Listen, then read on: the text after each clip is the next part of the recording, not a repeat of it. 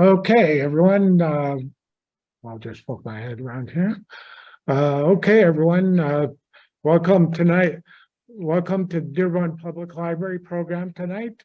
We'll be talking with the authors of the book, The Promise, about burn pits and how veterans can spread the word about how veterans can get the information they need to get the help that they need.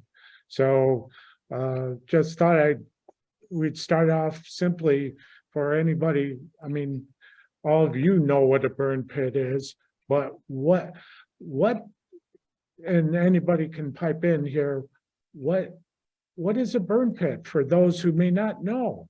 I certainly didn't when I started reading the book. Please, everyone share what their definition is, what they encountered. Well, a burn pit is an open air area where we dumped all our trash. Burn pits contained anything from paper, plastics, paint thinners, expired cold medicines, human body waste, human body parts, Humvees, other types of vehicles, airplane parts, unexploded munitions, and it burned 24 hours a day, 7 days a week. So, and it's set on fire with, they light it with jet fuel. They pour jet fuel on it, and then they light it on fire. And they usually burn it late at, well, they burn it throughout the daytime, but in the nighttime, they really, really vamp it up because you can't see all of the carcinogens and the black smoke up in the air. So they don't really even realize how bad it is. So imagine taking your backyard and digging a hole in your backyard and taking all of your contents of your garage, the tires off of your car. Well, you might as well throw the car in there too. Light it with gasoline, diesel fuel, or if you have JP8, jet fuel, douse it with jet fuel and let that burn for 24 hours a day, 7 days a week, and let your kids go out and play in the backyard. That would be absurd to do that. But unfortunately, in Iraq and Afghanistan and other parts of the Middle East, we did that for 24 hours a day, 7 days a week. And they were up to 10 acres long or 10 acres wide, with basically taking, here in Michigan, taking 8 football fields, 4 football stadiums, and putting them together. And that was the largest burn pit in Balad, Iraq and Afghanistan, or in Iraq. So these could go on. They mostly burned stuff at night because that way we didn't see a lot of this stuff. But the plumes and the clouds and the soot and the ash went over top of our work areas, our living quarters. It felt like as soon as you got a shower, it was snowing on you because of all the soot coming down on top of you. So that's basically, in a nutshell, what a burn pit is. okay, Also, as Gulf War veterans, we also had oil well fires. The Iraqi Army, all the oil wells on fire on purpose to use as a biological weapon against us. So we not only had the burn pits, we also had them oil well fires at the same time. okay. So I thought it'd be very impactful if people would share a little bit of their stories, what the types of thing, how the exposure affected them, whether it's their own health or their family health. So if someone would say get started, like what kinds of impacts that you encountered?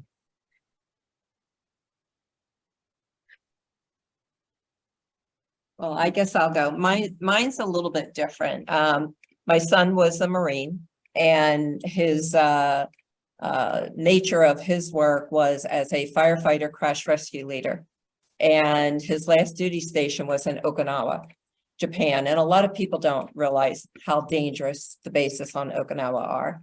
Part of the reason is the excess barrels of Agent Orange from Vietnam were actually brought over and buried on Okinawa. So you have the Marine Corps base, which is Camp Fatima, and then you have the Air Force base, which is Camp Kadima, right down the street from each other, and they're built on top of the Agent Orange. So my son's burn pit was used as a training facility for the recruits on how to extinguish fires, and you know, they would put in helicopters, jet parts, whatever. And his was about 3 football fields, and the common denominator once again is jet fuel. So they would light it on fire, and they would suit up in an asbestos firefighting suit. And my son actually caught on fire a few times, and they had to roll him down and hit him with the foam. So the foam came in a liquid form, and then they would do a molecular change into the foam. And what we found out, and the government never told, was the foam was carcinogenic. The foam was a cancer-causing agent. So you have what's called PFAS, perm polyfluoroalkyls. And we here in Michigan hear about PFAS with the water and don't eat the fish and the deer and Teflon and everything else, but it's rampant in the firefighting industry. So when my son got sick, luckily his wife actually worked at the hospital, and she recognized the signs of colon cancer immediately. So took him in.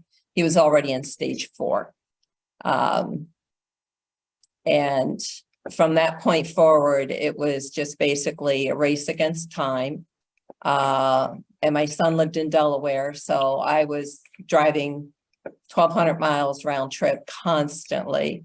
And if you heard part of what I was saying to Gina before, my son had this, it was still experimental at that time. It was a surgery called the HIPAC, and the word for it is, you know, a foot long, but basically it's the shake and bake with the heated chemo. So they cut him from breastbone to pubic bone, opened him up, injected 7.5-hour surgery, 107-degree chemo, shake you up to get it all through your body. Then they flush it out, and then they put him all back together. But they removed all the linings of his organs. They did resectionings of his organs. So that procedure gave him about an extra year of his life. But from when he was diagnosed to when he passed, which was May 22nd of 2020, was 2 years and 2 months. And it was crazy. Tim?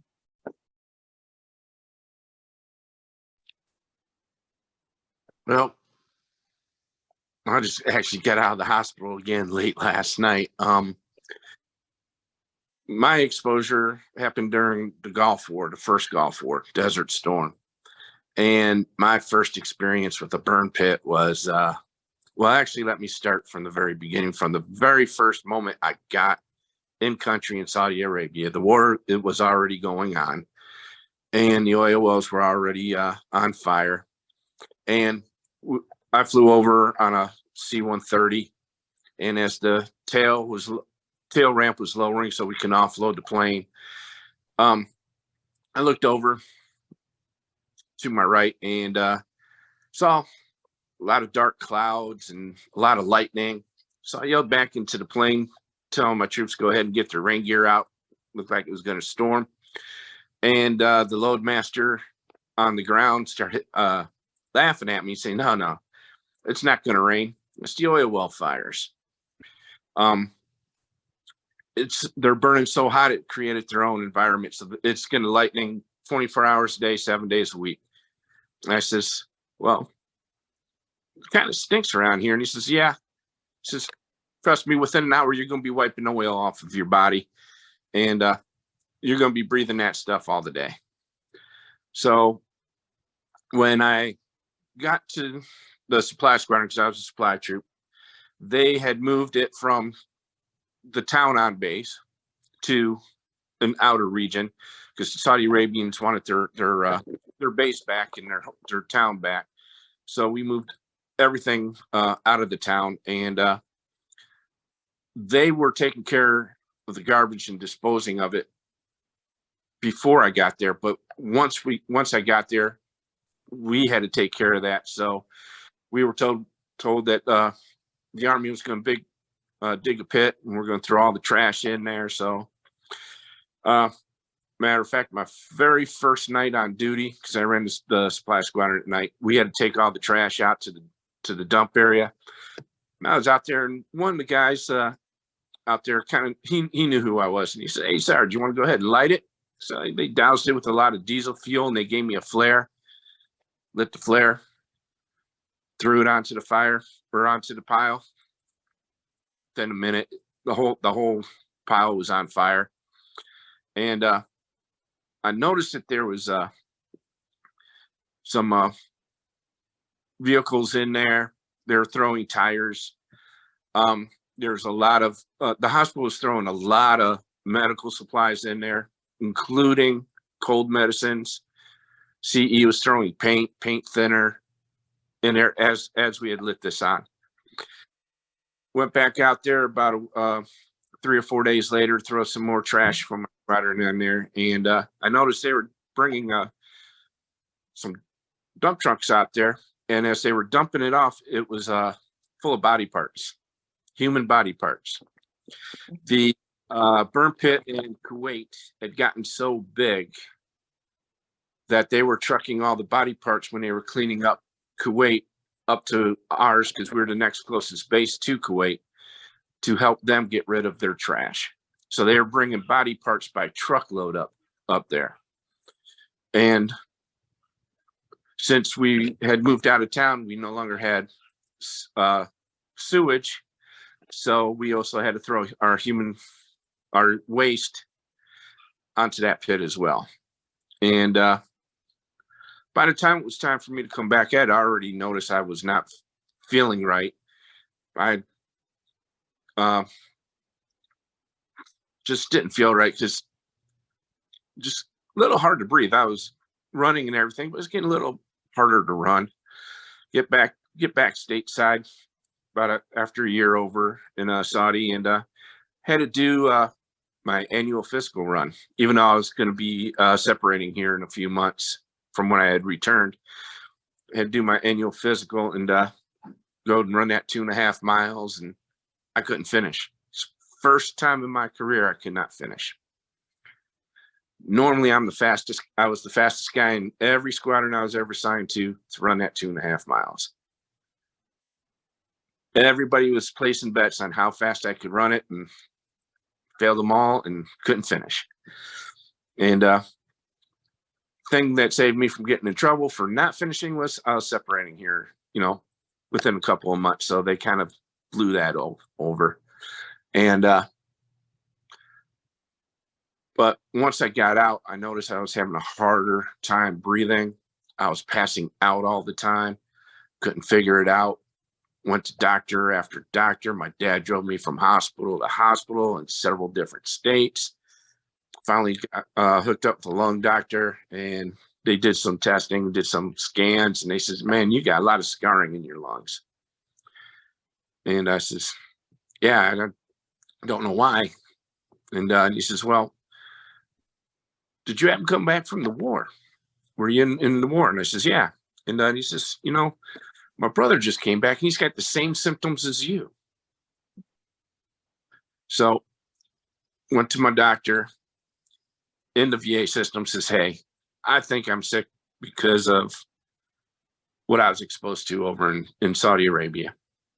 And so she got me into what's called the Desert Storm Clinic, which the VA no longer has.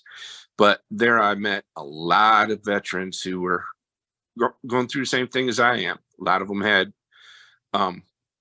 lung issues, gastrointestinal issues. Some even already had cancers. And so they were the clinic was trying to decide what exactly Gulf War syndrome is. That they diagnosed our illnesses as Gulf War syndrome. But in order to get any compensation from the VA for Gulf War syndrome, you cannot have been diagnosed with anything at all. Your illness had to be a mystery to every doctor you saw. But since most of us were being diagnosed with scarring in the lungs, that disqualified us from getting any compensation. So finally, years and years, passing out a lot, getting sicker, harder to breathe. They start doing head scans. Recently found out I got several lesions in my head. Just yesterday, they discovered a blocked artery in my head. And all the doctors say this is definitely related to my exposure in the Gulf War. And that pretty much sums it up. Thank you. Kim? Hi, everybody. Can you hear me? Yep. Yeah, Mhm. Okay. A little bit about my story is I married Gary in 1998, and I thought it was pretty neat that he was in the military. He had already served a number of years, and so I married into the military lifestyle, and after 9/11 happened, we kind of knew that he would have to go, he may have to go. So in total, he went to Iraq for a year and came back, and then he was in Afghanistan for a year. And when he got back from Afghanistan, he just wasn't well. He didn't seem to be well when he was out there, because we had some communications, some phone communication, and he was complaining about the air, and he was having a hard time breathing, and they called it the crud. It seemed to be like this ongoing thing. It was called the crud. And I was concerned then, and he was concerned, but he was a tough guy. So but from time to time he would talk about these burn pits, and he actually took a couple pictures of them, and he was talking about how they were lit up at night. So over time, it seemed to be a conversation that he would revisit with his friends every once in a while, or over a phone conversation that I would hear. So 16 months after he came back from Afghanistan, he was diagnosed with stage 4, similar to Lynette. When you find out, it's already stage 4. And so it was, what can we do? We started doing research. We started making phone calls. I found Burn Pits 360 through that. I found Rosie and Leroy Torres, and they just started, keep everything, collect everything, keep all the paperwork. So we started doing that, and it was stomach and liver cancer when it was discovered, and eventually it went to his brain, and he had brain cancer, and he had brain surgery.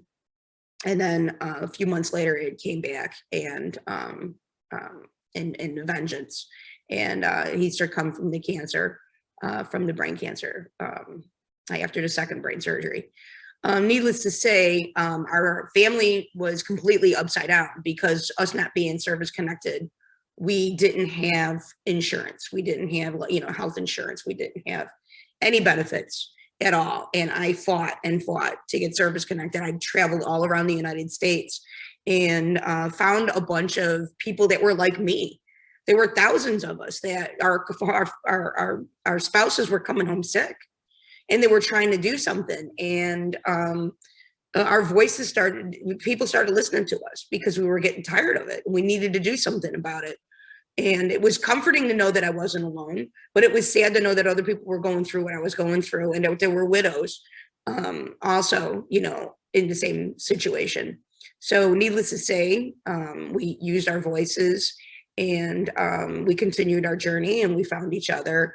And it's just part of my story. But I do have to say that not only did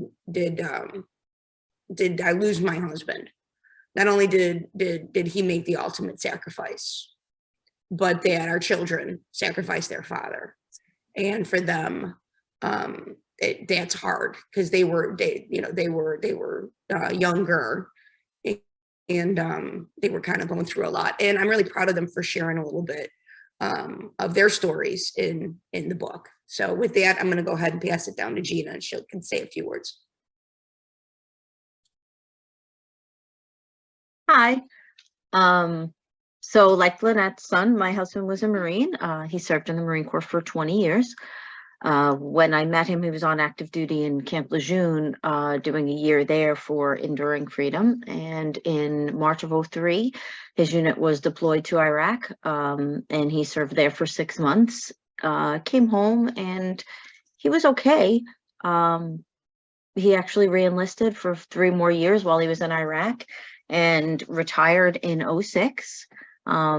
While he was in Iraq, I remember getting notification from the unit and then some messages from him too, that there was some sort of gastrointestinal parasite that was going around the unit and everybody was getting pretty sick from it. But other than that, he didn't really mention anything, never really much talked about his time in Iraq. Anybody would ask him about it and he would just say, we went there and we did our job and thank God everybody came home. And that was it. In 2006, he retired. He had started his career with the NYPD in 2005, something he always wanted to do. So he was pretty engrossed in that. Fast forward 14 years later, and he wasn't feeling well. He had just received an award at work for not going sick in a 5-year time span. And he all of a sudden, one of his testicles started swelling and he was like, something's wrong. And he went to the doctor and we found out that he had stage 3C metastatic testicular cancer, the most rare and aggressive pathology of testicular cancer that you can get, that only 1 to 3% of people get. It had spread to his pelvis, his abdomen, his lungs, and his brain. And we had excellent health insurance through the police department. So we had not even remotely connected it to anything. We weren't aware. The Marine Corps never sent out any notifications. VA never sent out any notifications to be on the lookout for any sort of toxic, exposure or anything like that. But something in my mind was telling me that this is not right. He was out of the age range for that particular type of cancer. But we concentrated on getting him better. He was getting treated in New York City, Memorial Sloan Kettering Cancer Center, because I just researched what was one of the top facilities for that type of cancer. He had a surgery similar, but not the same as Lynette's son. It was his was called an RPL&D. It's a retroperitoneal lymph node dissection, and they cut him open the same area, but they go in and they remove lymph nodes to remove all the tumors that were there. So they took out 49 lymph nodes on him. He was in the hospital for a week. He did all types of chemotherapy. He did focal brain radiation. And he just went through all of the different types of chemo for this type of cancer. And it would shrink and then come back and shrink and then come back everywhere. He did a high dose chemo with a stem cell transplant. And the stem cells weren't there to alleviate the cancer or do anything like that. They were there to rebuild his immune system because the chemo was so toxic that it just killed everything. It didn't differentiate between cancer and good cells and bad. It just killed everything and dropped his immune system down. And he got pretty bad on that. The last round was pretty bad. And in that summer, while he was healing, because they said you were in a dark place and we need to let you heal for a little while, his numbers continued to rise back up again. But we went to the VA, and because I kept saying something is not right, and I found the contaminated water in Camp Lejeune, and I said, well, you're in Camp Lejeune, maybe it was that. Let's go see. Plus he had served 20 years and he was curious as to see what his pension would look like and things like that. And we went to the VA, and the gentleman said, oh, your cancer isn't on the toxic water, and you weren't there long enough, and every excuse in the book, but didn't mention anything about burn pits or exposure while he was in Iraq. And now this is 2018, and they knew, and and the guy knew he was in Iraq, but the guy the VA gentleman representative did not mention anything. And then he found out, he asked him about his pension, and he said, well, if you die before you're 60, she gets nothing. And he was like, what do you mean? I served 20 years. How could she get nothing? This is ridiculous. Then we went back to trying to figure out what was going on with him because his numbers kept rising, but the lesions hadn't presented themselves again in the familiar places. So they looked at the one in the brain, which had grown, but they thought maybe it was swelling from the radiation and whatnot. he and I made the decision together to go in and do a brain resection and get rid of it. And his numbers dropped for a couple days and then they started going back up again. Went on to immunotherapy, which 2 rounds of that didn't work, and then went into palliative care because there was nothing left to try. And then went into a trial that had only been tried on 3 other people that we had to drive to Philadelphia, Pennsylvania for. And he did 2 rounds of that, but by the second round, the cancer had just taken over and it was everywhere, and it had gone into outward metastasis on him. And he told me July of 2019, he said, it's time to call. July 7th, he said, it's time to call hospice. And we did an in-home hospice, and he passed away July 17th, 2019. And that's a couple months before when he was in palliative care. I said, I found Burn Pits 360. And I said, were you by Burn Pits? And he said, yes. And I said, okay, well, I think that this is what caused this, and we need to get you on the registry. And didn't get him on the registry because he couldn't remember logins and couldn't get him on there. And after he passed, I tried, and you can't posthumously put somebody on the Burn Pit registry, which is another flaw in that registry. But that's when I started advocating and working towards trying to help other people, because that's when I realized that it was a bigger issue. And that's when my fight with the VA started, or ours, mine and the kids. Our kids were 12 and 5 when he passed away. And our VA compensation was denied twice until we could prove, even though they knew, and his cancer is actually one of the 23 presumptive illnesses in the PACT Act. They still wanted us to prove it.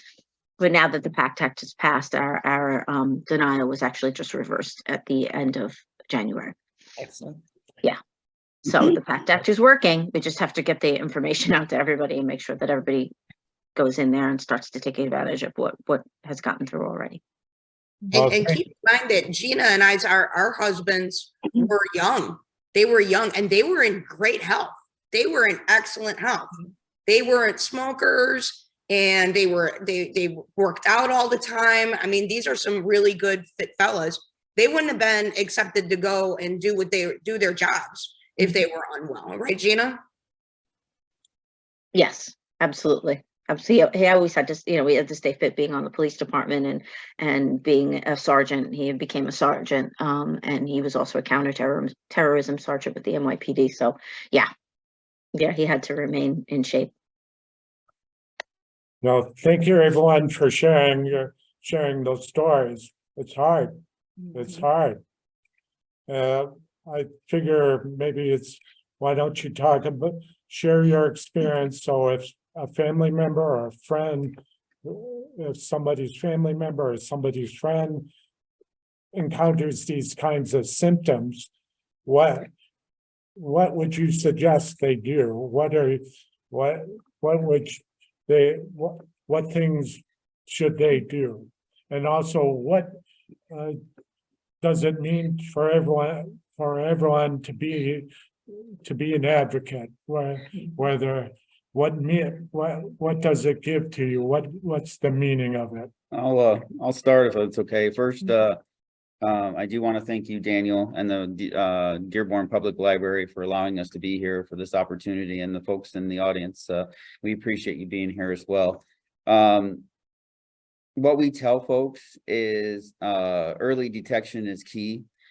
Screenings are instrumental in getting answers. Answers provide hope, and hope provides solidarity. So we are finding out that 1 in 6 people knew somebody who had toxic exposure, or been around, or been deployed to Iraq or Afghanistan or some of those areas.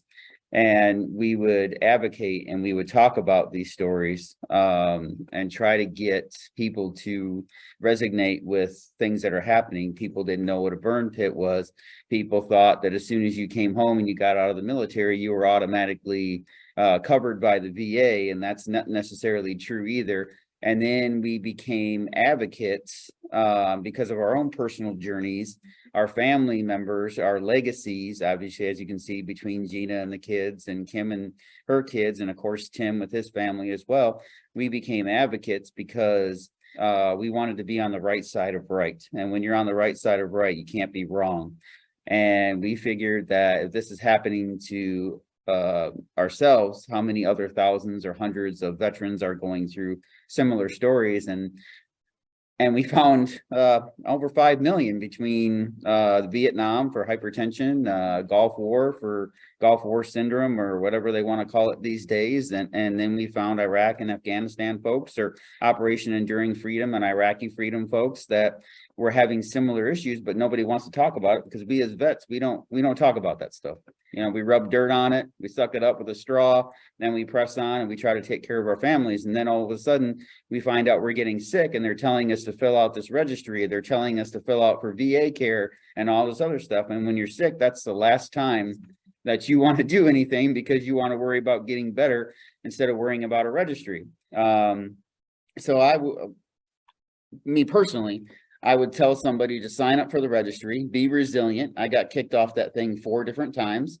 Be resilient. That registry now, because of the PACT Act, will add another presumption if that presumption is continued on nationwide with other veterans. So I don't know what illness, but it could be a 24 or number 25 or number 26 onto that. I think we mirrored the bill after the 9/11 bill. And I think the 9/11 bill started out with 5 conditions, and now it's almost up to 70 now conditions over the last 20 some years. So this has the potential of doing that.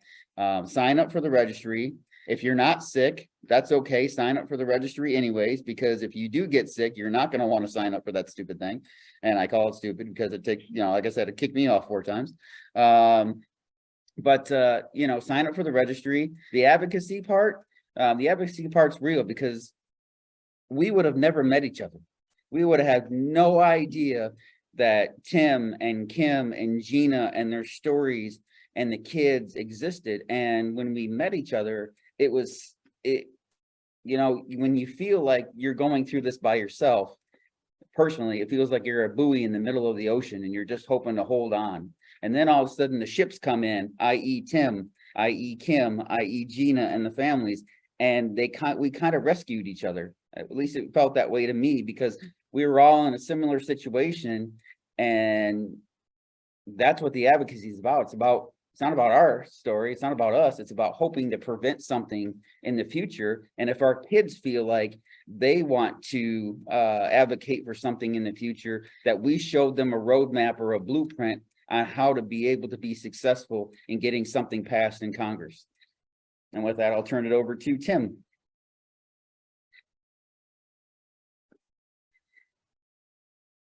Are you muted, Tim? Yeah. This meeting.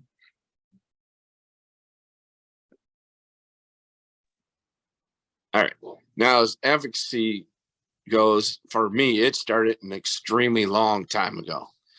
Matter of fact, about 3 years after I came back from the Gulf War. But back then, nobody had a home computer. There was no social media. There's no email. So trying to find people to get involved was nearly impossible. I was calling congressmen, I was calling senators, they were hanging up on me, I was getting nowhere, I was getting frustrated, my depression was getting really bad. Lost a brother who was a veteran to suicide, so trying to fight my demons hard enough so my parents didn't lose another veteran to suicide was getting very frustrating. I started filing claims with the VA shortly after I came back from the Gulf War. Claim after claim was denied. Kept being told I didn't have Gulf War syndrome because I was being diagnosed with it, with all kinds of different things. And we didn't have the burn pit registry at that time. So trying to get anybody to listen was next to impossible. Then I started noticing here about 5 years ago that there's a little bit more on TV and on social media about burn pits. And that's when I knew I needed to start speaking up again. And I had just met my wife, Marcy, and she saved my life. If it wasn't for meeting Marcy, who knows where my depression would have gone, but she helped me get back into the fight. And finally, I got a claim approved by the VA for my exposure. Instead of filing under Gulf War syndrome, I filed under burn pits. I says, this is what made me sick. I showed them pictures of what we went through, what we had to do just to try to stay clean. Showed them where we ate, how the smoke was going into our tents, where we ate. So they finally approved it. I posted that on social media that I finally got approved, and all of a sudden, within 5 minutes, I get a message from somebody I never even knew. And that individual says, hey, give me a call. It's change your life. And he put his phone number on there. So I looked at my wife because she was in the room with me, and I told her what these messages were. And she goes, give him a call. What's he going to do? Stalk you? Give him a call. So I did. The man who answered was Kevin Hensley. And he says, hey, brother, I know what you're going through. I'm going through the same thing. I'm a member of Burn Pits 360. We would like you to join us. So at that time, I says, well, sure, but what's it going to cost me? Is it going to, is there a membership I have to do? What are my dues? And he says, there's no dues, there's no membership, but you will have to pay your own way when you're asked to go to Washington, D.C. Once my wife heard that, she's like, yeah, you're doing this. And I agreed with her. And Kevin's right. It changed my life. It's given me hope. It's helped me with my depression. It's given me purpose. So I'm forever in debt to Kevin for that phone call. I'm forever in debt with Kim and Gina for helping me to stay strong through my illnesses, going back and forth to Washington, D.C., because it took a major toll on my health, but it's all worth it because it's helping millions of my brothers and sisters. And now I'll go ahead and pass it on before I start crying again. Thank you, Tim. Thank you, Kevin, and everybody in the library for allowing us to have this discussion and this important talk about the screenings. It's wonderful now that there's early onset screenings. If they were available, they would have gotten my, they would have diagnosed my husband a long time ago and he would have been here today. But because of the things that were not available at the time, they couldn't make that, they didn't make that connection. So there are screenings that are available, thank you to the PACT Act. And there's the registry, and I piggyback on what Kevin had said, and Tim as well too, about getting involved, signing up for those things, knowing that they're available, knowing that they're out there. They could save your life. And not only, your own life, but the sake of your families and your health is important to them. As far as the advocacy part, when all of these things were coming, when the light bulb went off, and it's all of a sudden, oh my gosh, it totally makes sense. It was the carcinogens, it's the toxic air, it was the burn pits. It was and Rosie Torres was to start collecting the paperwork and stuff like that. It just all made sense. All of his symptoms lined up. Everything that we were saying, everything that we were going through together as a family, we just knew it. His age and health and all of those things. So I was reaching out to Burn Pits 360 when my Gary was still here and he was sick. And after he had passed away, I had promised him that, I would continue the fight. So after he had passed away, I had a few things lined up already. But it was interesting because my daughter who she was 16 years old at the time, she didn't understand why we weren't service connected. She didn't understand, why we were losing everything. And she wanted to go to college, and that was a big concern for her. So we managed to arrange a meeting for her to meet our senator. And she went to the senator and she had all of the paperwork about her dad, about burn pits, and about what had happened and how it all lined up, and gave it to the senator and said, I'd like to go to college. The burn pits are responsible for my father not being here. So she was actually showing advocacy at her precious age. And we had, had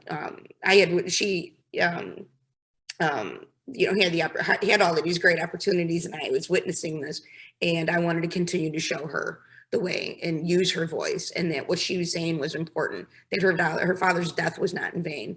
And so needless to say, didn't know anybody but Rosie Torres, and went to Washington, D.C. And I met Kevin, I met Tim, and I met Gina, and the rest is history. So that is my little story, and I'm going to hand it down to you, Gina. Here it comes. Yeah, like Kim said, advocacy for me is so that, Joe didn't die in vain. I can't save him, but perhaps we can save a lot of other people in his honor, and, show the kids that we're helping a lot of other people and making a difference in people's lives. For me, it's also about, and I've always been wanting to tell our story, because I want to validate it for other people. Because especially if you're putting in a claim and the VA is telling you, oh no, you have to prove this, you can often get in your own head and make yourself feel like, well, maybe they're right. Maybe I'm making something up. Maybe this isn't related at all.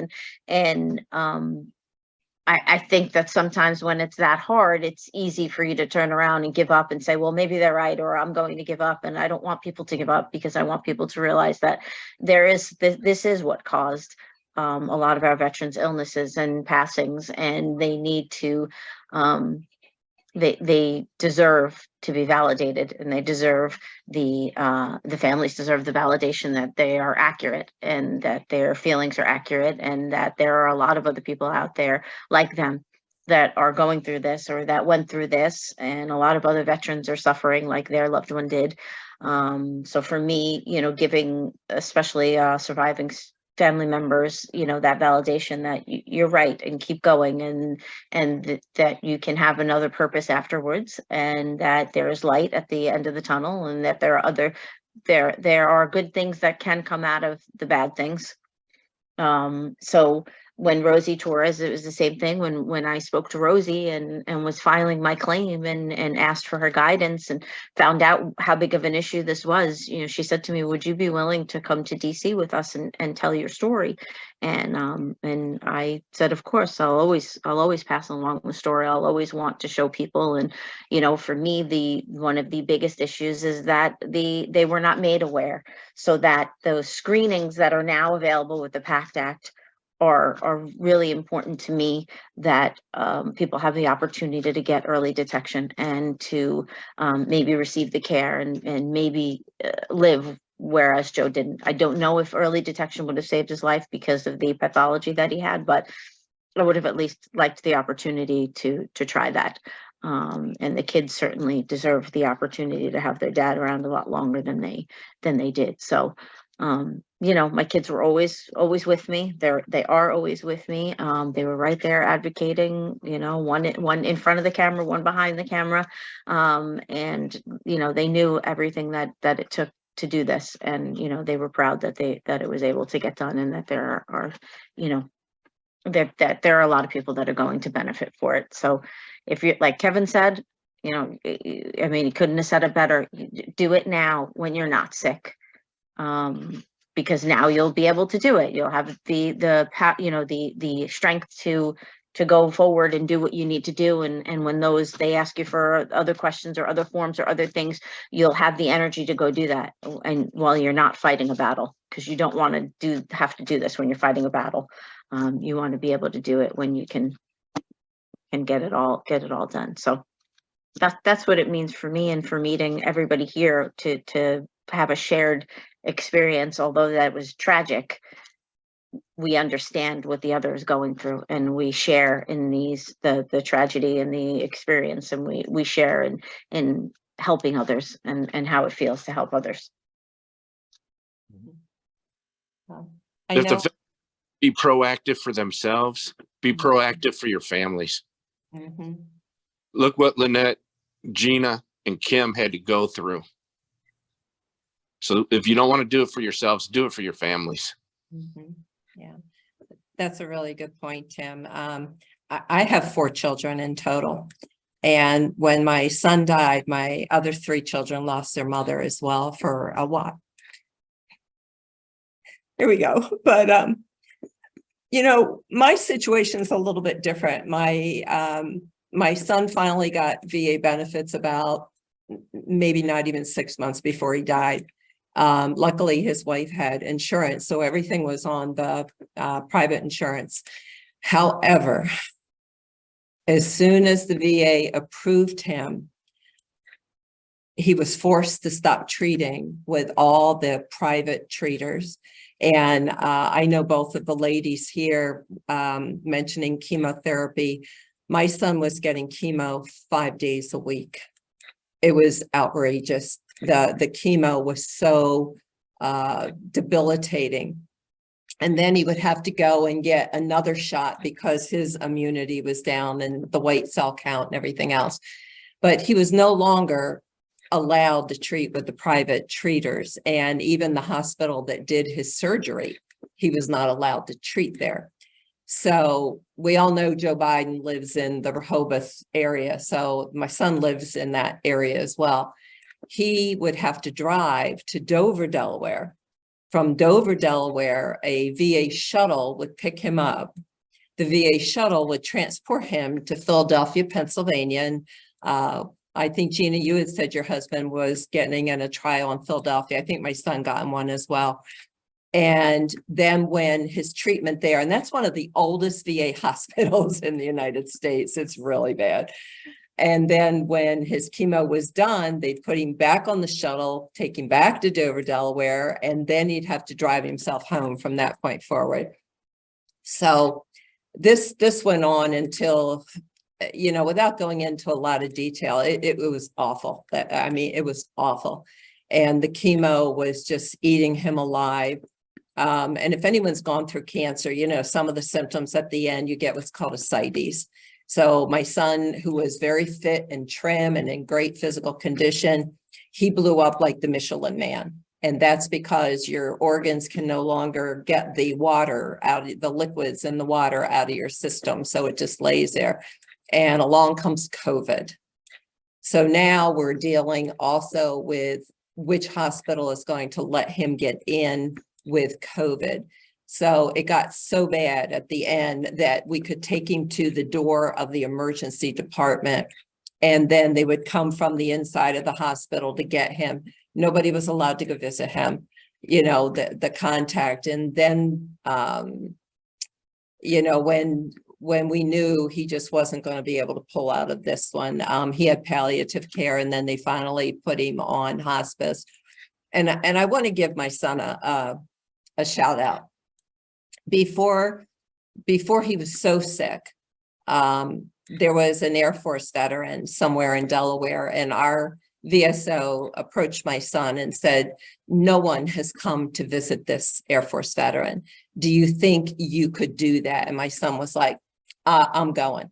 So my son with cancer goes and visits the Air Force veteran who was on hospice and who is basically not able to communicate at all, but the wife was there. So my son comforted the wife, and my son was the only veteran that went to visit another veteran. So when we talk about the advocacy, we have to get this out there. We're a big family. And if it's, your mother, your father, your husband, your wife, your child, we have to protect and help each other. And I think that's so critical. But my son, before he died, he just said, Mom, don't stop. Just don't stop. And I made him that promise. And then I started in Wyandotte, Michigan. That's how Kevin and I met. I just said, I'm going to take the bull by the horns and started having some programs. And There's so much similarity between all of our stories, you know, what they go through. And because my son lived in Delaware, I actually wrote a letter to the governor's office and senator's office. And then they thought my son had written it and they were like, you know, and he goes, no, I didn't write that. And they're like, did somebody else write that? And he goes, oh, my mom. But when my son died, the word had gotten back to the senator. And the second day after my son died, the senator called me personally. However, when Tim said as well, the politicians, they blow you off. I tried for 2 years to get with a specific politician here in Michigan who blew me off the whole time. But the senator in Delaware talked to me and he said, what else do I need to know? And I said, okay, I'm going to tell you. And part of that is the coordination of benefits with like Social Security, disability, and then the VA benefits.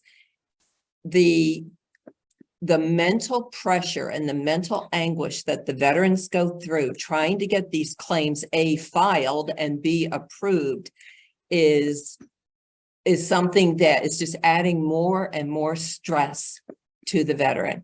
And my son got to the point, he said, Mom, I can't do this anymore. I mean, no matter what I give them, they want something else, or they tell me give it to them again. He goes, this is awful.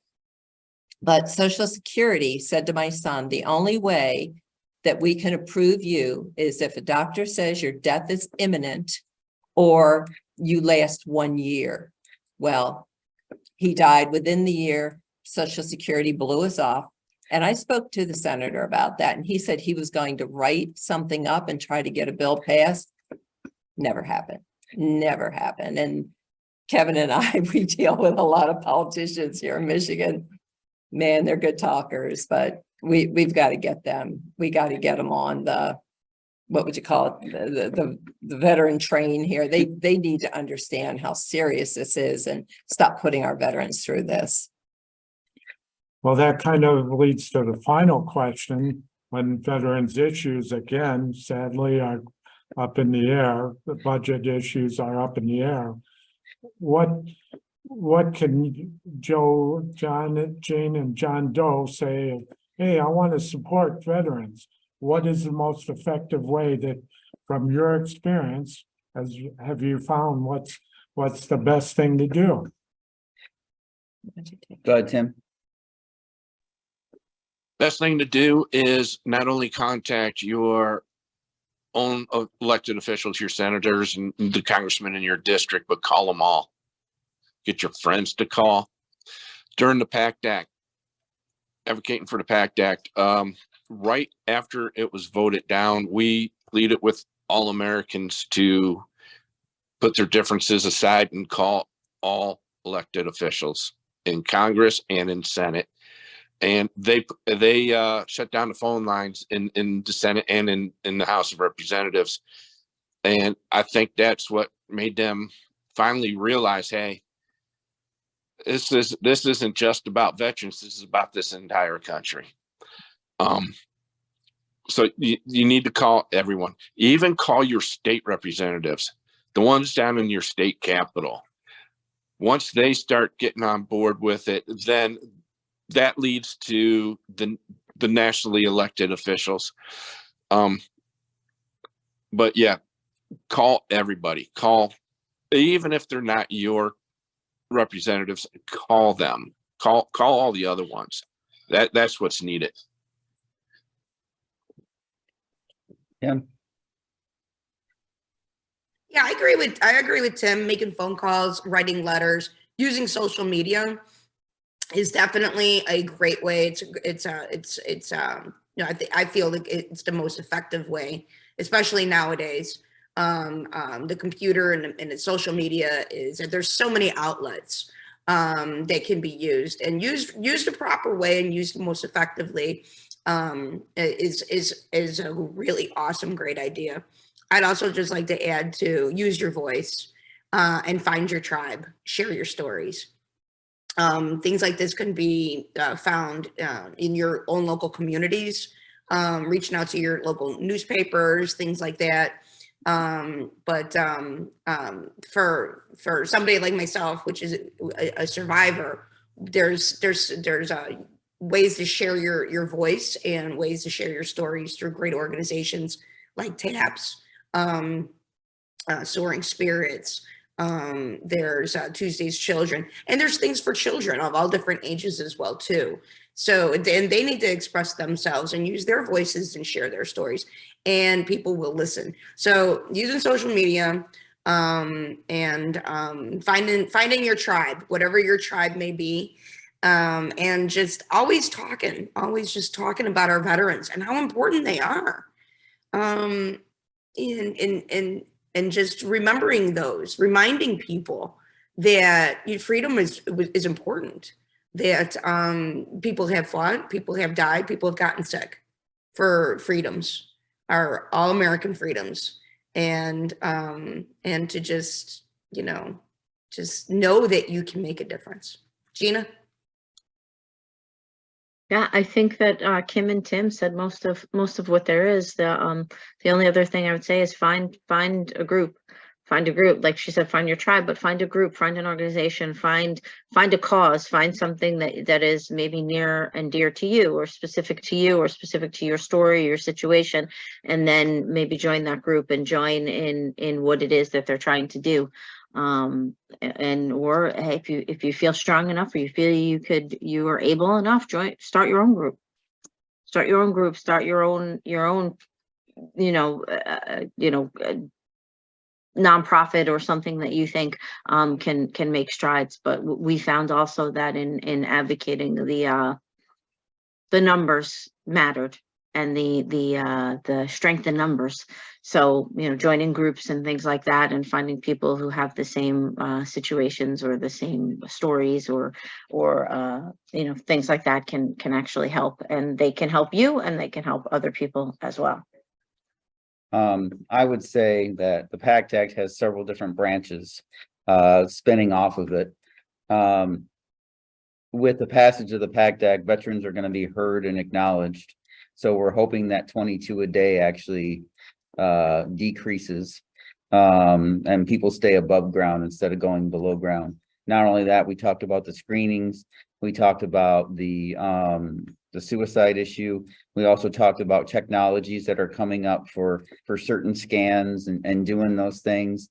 So there's a lot of different opportunities that this, which is the largest medical bill in VA history, and the largest bill since the formation of the VA, outside of the GI Bill. This has done monumental things for folks for Vietnam. I don't know, it saddens me to talk about Vietnam still, because I think we should have put that to bed 30 or 40 years ago. Not the problems, we should have taken care of them 30 or 40 years ago. Let me rephrase that so we all understand what I'm talking about. But we have the Gulf War, we have Iraq and Afghanistan. We have a national security issue. My father was in the Navy, and his ship was sent to the Bay of Pigs.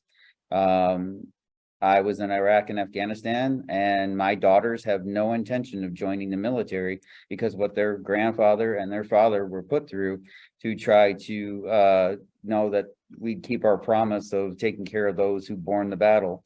And so it's a national security issue. Hopefully now with the passage of the PACT Act that we have the retention and we have the people that need to be in the military to keep our country safe and defend our freedoms. So call your senators, call your legislators, don't quit. They want you to go away. They want you to stop. If you're passionate about something, it's not work. It's not a job.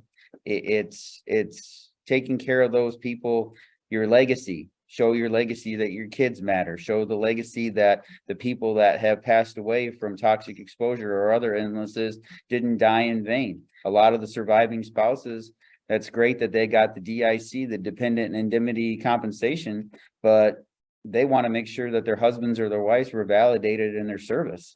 That's huge. They care more about that than they do getting a $1,300 check a month, even though the $1,300 is helpful. which they're only getting 43%, which most corporations will get about 55%.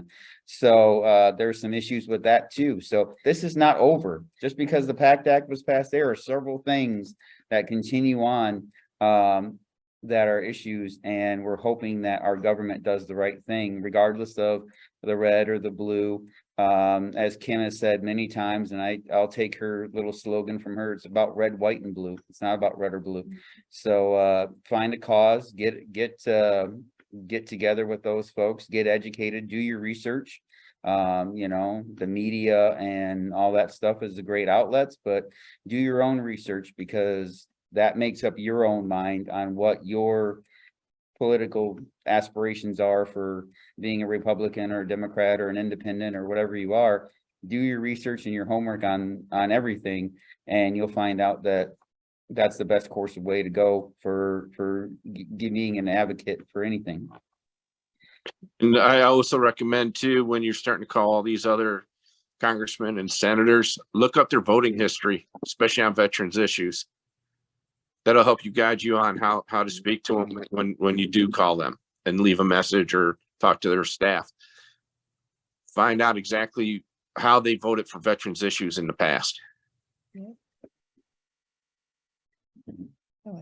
ahead. I agree with everything everyone has said, and I'm going to tell you something that I do, and I think Kevin does it now as well. We have a pretty significant veteran population downriver, and a lot of them love to wear the hats. And I'll walk right smack up to them and say, thank you for your service. Many times I'll shake their hand. So many times it just like opens the door, and then they start to talk, and I'll stand there and talk to them as long as they want to talk. So when you see someone wearing, you know, the hat with whatever branch they were in, thank them for their service. It's something they need to hear. So, well, thank you.